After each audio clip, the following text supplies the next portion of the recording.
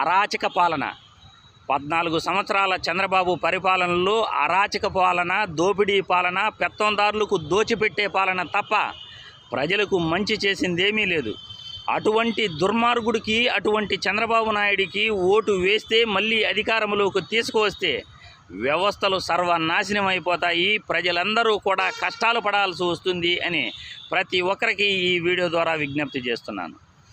ఎన్టీఆర్ను వెన్నుపోటు పొడిచి సొంత పిల్లనిచ్చిన మామ చావుకు కారణమైన చంద్రబాబు నాయుడిని మళ్ళీ అధికారంలోకి తీసుకువస్తే రైతులు కన్నీళ్లు తప్పవు.